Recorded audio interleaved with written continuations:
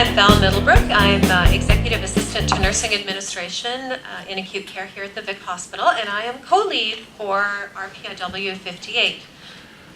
So the focus of our Rpiw was to improve the safety of all residents utilizing the suicide prevention screening and assessment protocol on 100% of residents. I should add, we'll be speaking to a tack time today of approximately 20 minutes.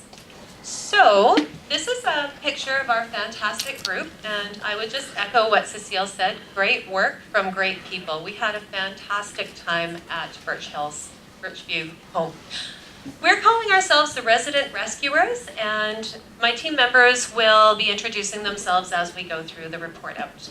I'd also just like to add that we have a couple of honorary team members. We have Abraham and Oreo, the resident cats. So they were very helpful. So our project form basically outlines, to just repeat what I just said. So to improve the safety of residents by screening and doing the suicide assessment protocol on 100% of residents. The current situation was there was kind of an informal process existing. So people who needed to be seen were, but there was just nothing standardized. So we really worked to improve that situation. So to give you some background as to why we were doing this, statistical data shows that depression is diagnosed in 25% of the population. And in a sample of nearly 50,000 seniors living in long-term care in 5 Canadian jurisdictions, nearly half had a diagnosis and/or symptoms of depression. So that's pretty significant numbers. We found Birchview Home is doing well, and there was a process in place with interventions arranged as required, but no standard processes existed for suicide screening unless a referral to mental health resulted. So we borrowed the information flow chart from Rpiw 52, which occurred a little while back in Leoville, and we identified the areas that we wanted to focus on. So we wanted to review the triggers and definitions in the CAPS care plan to kind of involve the suicide prevention protocol. So we have a few idea summary sheets. One of the problems that was identified was there was, of course, no formal process to formalize the suicide screen when it was triggered in the MDS. And there was a lack of formal process for all staff in the facility to trigger suicide screening. So if somebody noticed something was off, because they know their residents very, very well, what to do next, those next steps. And the staff were uneducated in depression and mood, anxiety, signs and symptoms. So we wanted to put in place a tool to help them identify potential issues. And to bring us to our next slide, due to work commitments and schedules, we have a few of our team members appearing by video. So we'll just roll with that. Good afternoon, I'm Alicia Ruskowski. I'm a long-term care educator for Prince Parkland Health Region. I was part of an Rpiw number 52 where we worked on the My Care plan and for long-term care. So in Rpiw 58, we worked on adding in to the My Care plan, which is done upon a resident moving into long-term care, adding in the long-term care suicide screen. We added it into the mood and behavior portion. And it basically goes through the first 3 questions in the screen for suicide. The first question is, do you feel helpless, hopeless, or depressed? And the answer is yes or no. The second question is, have you ever had thoughts of harming yourself within the last 6 months? The answer is yes or no. Have you had thoughts of killing yourself within the last 6 months? Yes or no. If the answer for number 2 or number 3 are yes, the long-term care suicide screen risk assessment form is to be completed and a safety plan if appropriate.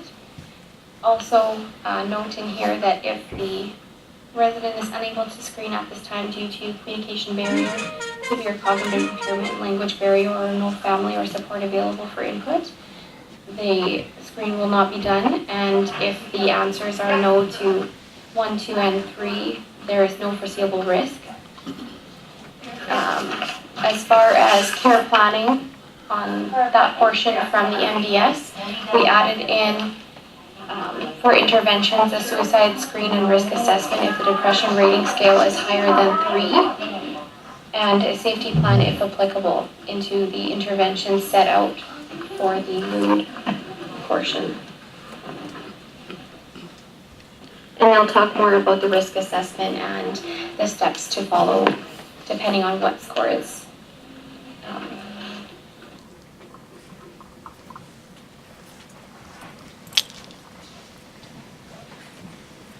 My name is Marissa Epp, and I am the Outreach Counselor for the communities of Birch Hills and Canistino, and I was able to help with part of the screen. So as Alicia said in her video, if the client or the resident has said yes to either question 2 or 3, that indicates to us that we need to answer the following questions 4 through 7. So the following questions that they would then answer are, have you had thoughts of actually hurting yourself? Yes or no? Have you thought about how you might actually hurt yourself? Yes or no? Have you ever attempted to hurt yourself? Yes or no? And do you think you might actually make an attempt to hurt yourself in the near future? And again, just yes or no.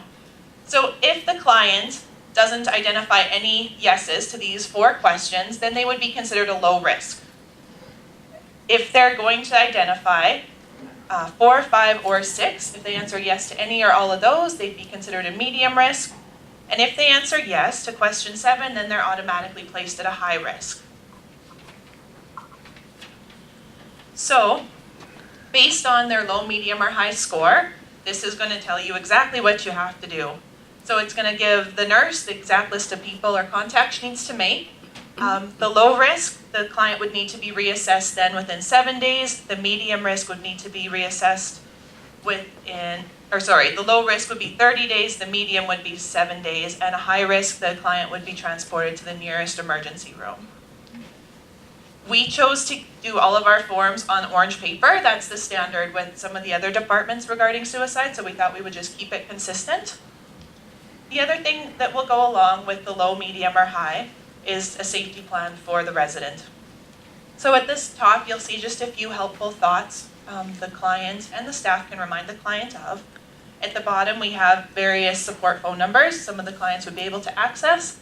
And in the middle is the actual care plan that has a few different questions that would be helpful to most of the residents. So the questions are, what could I do to calm or comfort myself? What can I tell myself to remember my reasons for living? Is there a contact person that the resident could call, maybe a family member or friend? And the last one is, where do I feel safe? And it's also just a prompt to staff to remind them to keep the resident, ensure their safety. So going along with the screen and the safety plan, we were also able to incorporate the work standards that go along with it. Oh, and this is just our algorithm that goes along, shows the 3 different areas and breaks down the steps of exactly what to do.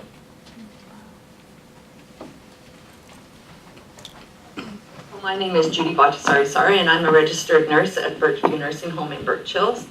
And as a part of our RPIW number 58, we developed a work standard for long-term care suicide protocol. And with that protocol, you'll notice that our results of our suicide screening are going to be recorded in a few different areas. One of the areas is on my bedside care plan, and we've put it quite close to the beginning, and it's under PSP, which is for confidentiality reasons. We've got it under Provincial Suicide Protocol, and our outcomes are recorded there, and that abbreviation will be shared with staff, and the public will be unaware of what that means. We've also recorded it on our admission face sheet under our assessment areas. Under suicide screen, we'll have the date, and then again, the outcomes will be recorded there. We trialed the long-term care suicide tool on our long-term care facility, and we first did 9 residents that rated above the 3 on the depression rating scale on their MDS. And of those 9, they all rated as no foreseeable risk except for one. And the one resident rated as a medium risk, and that resident had been rated as an 8 on the depression rating scale.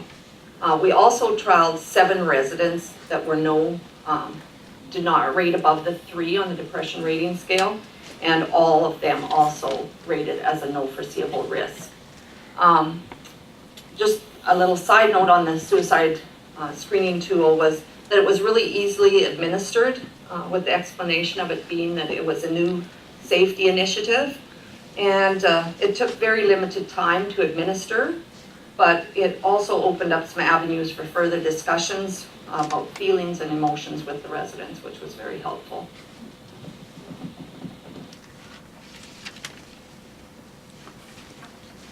I'm Shelley Carrier, Recreation Coordinator at Birchview Home. I was part of the team that created the PowerPoint presentation as well as a handout to increase awareness for staff. The idea is it will be shared during huddles and/or staff meetings. This short presentation is based upon a PowerPoint that was created by a nurse educator in our health region. It is designed to share signs and symptoms of suicide that we should be aware of in our residents. It also includes questions from the suicide screen and a section on how to talk and how not to talk to a resident who you have concerns about. Our presentation was tested at the 1:30 huddle here at Birchview on Wednesday, February 1st. Feedback was given and we made some minor changes.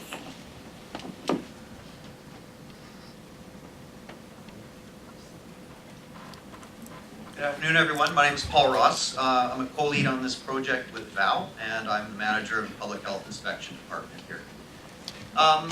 I just have a couple of slides I'm going to review here, just to follow up on Shelley's presentation. So behind me here is a slide of, it's a handout that supplements our PowerPoint orientation that we've created for our huddles for our facilities. And this illustrates the different sections of education that we've tried to get across during this lesson plan. It's 3 pages, and as I mentioned, it supplements the PowerPoint. And the PowerPoint takes about 6 minutes to go through, and it's geared for huddles, just so we have a one-on-one as opposed to a module or an online format. This is an example of the PowerPoint. So we have a few slides just to show you here to see what the PowerPoint's going to look like for you. And I'm going to let Heather speak to this slide. Just one further note, in a timely fashion, our nurse educator will be out to Birchview Home this coming week to launch this program, because they have a new care plan and our changes have been amended to this care plan, as well as the orientation package. So we're going to be starting this next week.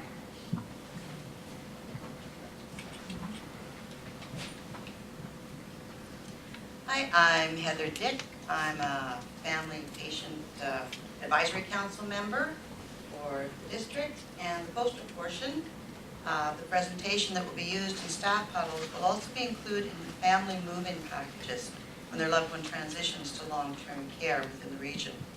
The signs and symptoms graphic here will also be displayed in public areas such as staff and public washrooms, bulletin boards, and entry areas in long-term care homes. It was chosen as it is visually engaging, highlights emotional, physical, and cognitive awareness changes in residents and loved ones.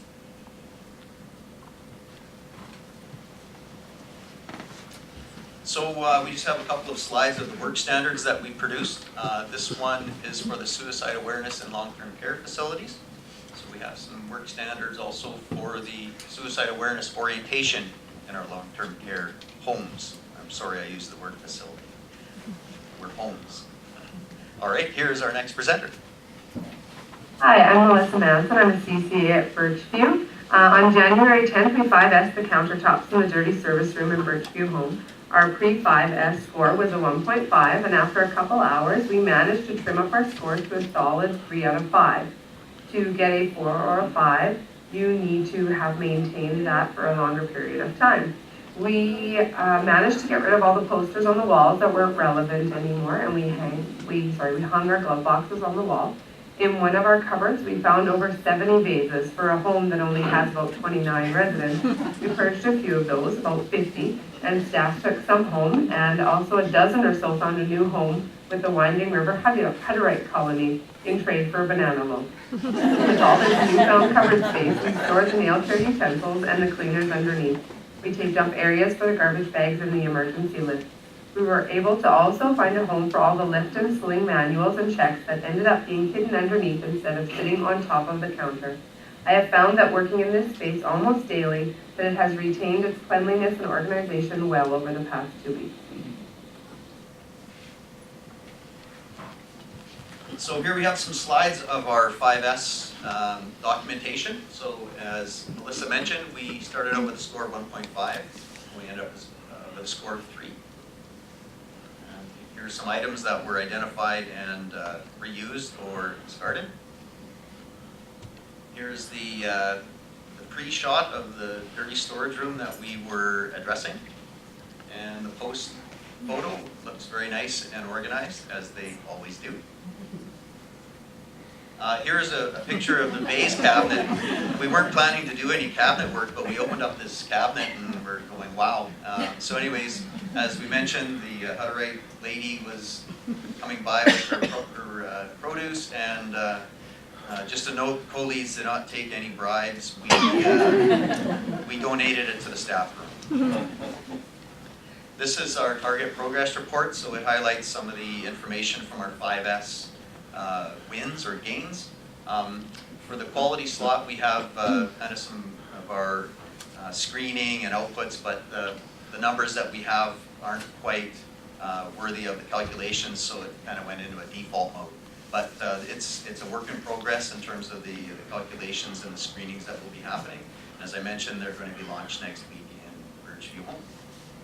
Here is our newspaper. And we have at the very top, the suicide screening tool is developed, so we are about 25% through that one, but the rest of the items, the remaining 6, we're fairly confident we have 100% of the completions on those. For our workshop summary, the things that we learned, first of all, as has been mentioned before, our job was to standardize a process that already exists in the Birchview home, and we're pretty sure it exists in other homes as well. But we're happy and confident that we have some work standards now in place so that there's some consistent direction. We don't want to also reinvent the wheel if you don't have to, so it's good to use previous good work that's been done in other RPIWs, and if you reference them, it's not called plagiarism. And the last one is communication is always the key. Our thank yous, we would certainly like to thank all the staff at the Birchview home. They were very welcoming to us, and we had a couple of huddles where we kind of took over some of their time, and they were very gracious with us. The home residents and families, we also want to give a thank out to them. Our family patient rep, Heather, she did a good job and steered us back in patient-family direction a number of times, because of course we're not always looking in those directions. Connie, our mid-office assistant, did a great job of helping us out for all our administration and coffee needs. And the dietary staff, the kitchen was very awesome, providing lunches and giving us advance warning of Labor Day. And lastly, but not least, Charlotte, and Darlene for all their direction and help. Thank you, everyone.